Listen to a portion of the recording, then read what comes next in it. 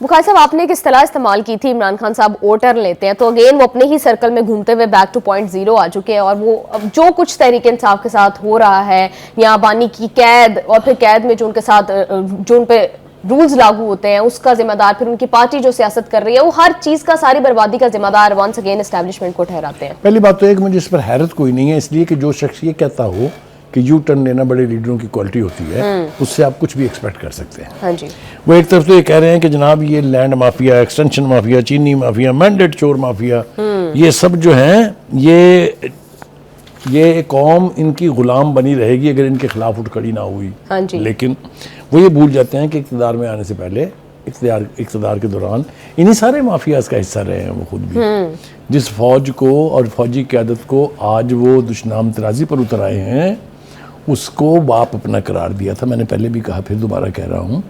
और बाद में फिर जब देखा कि बात बनती नहीं है, परफॉर्म नहीं कर पाए, हुकूमत नहीं चला पाए, रमूज़ सल्तनत से वाकफियत नहीं थी, जाली दावे किए थे 5 करोड़ घर बनाएंगे, 5 करोड़ नौकरी ये करेंगे, 5 लाख घर बनाएंगे, 1 करोड़ नौकरियां देंगे, ये वो जो सुनामी आया था, अगर आपको बिलियन ट्री सुनामी, ये सारे ऐसे छक्के थे जो कोई भी सेन आदमी हुकूमत में बैठा हुआ नहीं मार सकता। इसलिए कि उसको पता है कि ये अनहोनी बातें हैं, नहीं हो सकती। और बुखारी साहब, आप जब हुकूमत से बाहर हैं, अब हकीकी आजादी का नारा लगाने का क्या फायदा है? जब हुकूमत में थे तब लेकर आते हकीकी आजादी, ना देते एक्सटेंशंस। देखिए, वही बिल्कुल आपने बिल्कुल ठीक कहा कि आज जिस एक्सटेंशन के रोने रो रहे हैं, उनको माफिया करार दे रहे हैं, उसका आगाज तो आप अपने इक़्तिदार में खुद करके आए थे। बिल्कुल, तब बात करते हैं कि हम 3 साल की एक्सटेंशन देने के बाद आपको ये हक ही नहीं पहुंचता कि आप इसके ऊपर उंगली उठाएं या कोई बात करें।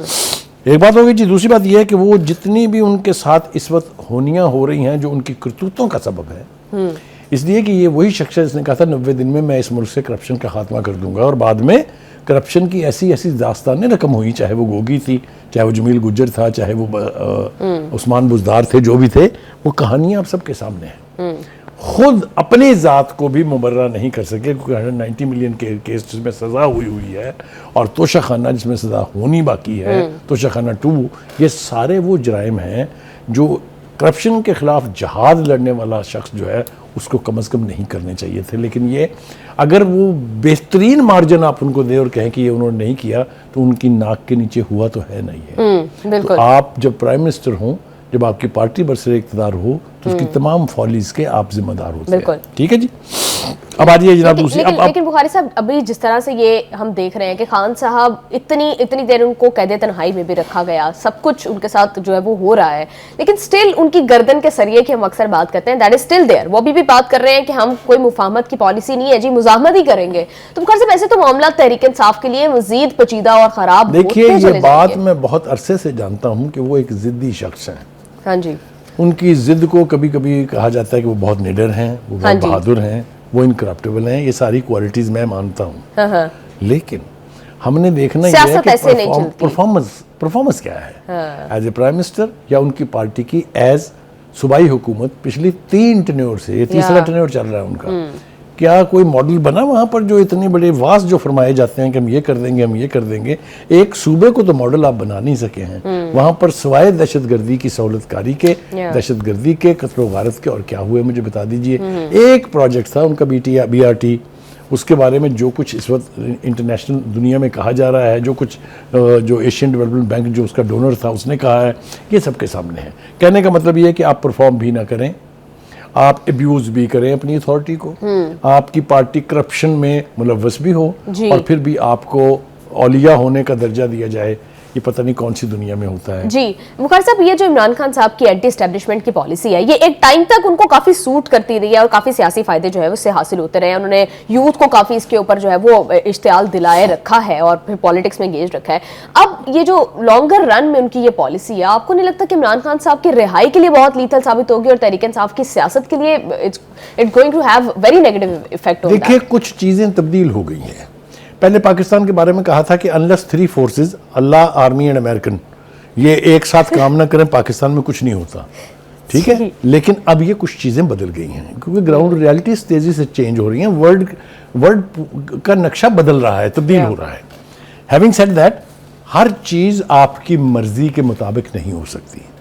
एक ऐसा जमहूरी रियासत जहाँ पर इलेक्शन होते हों, जहाँ पर हुकूमत बनती हो, जहाँ एक स्ट्रॉन्ग इस्टेब्लिशमेंट हो, वहाँ किसी एक फ़र्द वाहद की मर्जी से हर चीज़ नहीं हो सकती। ये बात रिकंसाइल करने में उनको देर लगेगी। जी। अब उन्होंने एक नया अमल शुरू किया है कि अपने ही किए हुए फैसलों को अब वो उलटते जा रहे हैं। जी, मुखर साहब, बस इस डिस्कशन को कंक्लूड करने के लिए मुझे ये बताइएगा कि फिर इमरान खान साहब की रिहाई और फिर तहरीक इंसाफ का क्या मुस्तकबिल है, मामला किस तरफ जा रहा है? देखिए, पहली बात तो ये है कि अगर उनका रवैया यही रहेगा जिस तरह के इस ट्वीट के अंदर जाहिर है, तो फिर उनको चैरिटी में रख के प्लेट के ऊपर रिहाई कोई नहीं देगा।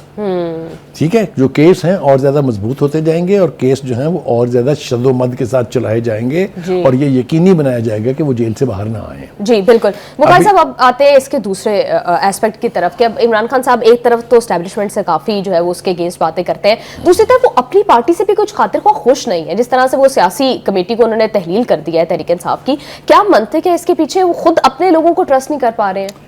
देखिए, उनके बारे में ये है कि एक बड़ी ज़रूर मिसाल है वो मैं देना चाहता हूँ कि जो बॉस होता है उसके नीचे काम करने वाले रोज सोचते हैं कि which side of the bed will he rise and what mood will be in when he takes a cup of T.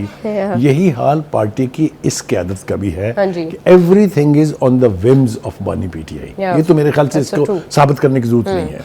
वो जिस किस्म के मूड में हो उसी तरह के फैसले होते हैं और जो उसका नतीजा निकलता है वो आज हम अपनी आंखों से देख रहे हैं। ये सियासी कमेटी किसने तश्कील दी थी?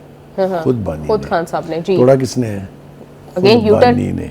जो उनको इख्तियार दिया है सलमान अकरम राजा को कि आप कमेटी बना लें, अगर वो बनाएंगे तो कौन गारंटी दे सकता है कि 8 दिन के बाद वो कहेंगे व्हाट इज दिस नॉनसेंस, खत्म करें इसको, एक नई कमेटी। यही हो रहा है ना। अजीब सी खिचड़ी पकी हुई है। बुखारी साहब, आपस में भी कारकुनान जो है वो मुख्तलिफ चीजों के ऊपर फाइट कर रहे हैं, सोशल मीडिया के ऊपर एक दूसरे को कोई दूसरे को टाउट कह रहा है, ड्यू वाला मामला जो है उस पर इतना प्रोपेगेंडा हो रहा है, पता नहीं तहरीक इंसाफ के अंदर चल क्या रहा है, what they want out of. देखिए, मैं आपको फिर एक मिसाल और दूं। मेरे ख्याल से इनकी पूरी पार्टी में सबसे ज्यादा स्ट्रॉन्ग फसाद का और स्ट्रॉन्ग नफ्स का आदमी उसका नाम था अली अमीन गंडापुर जी।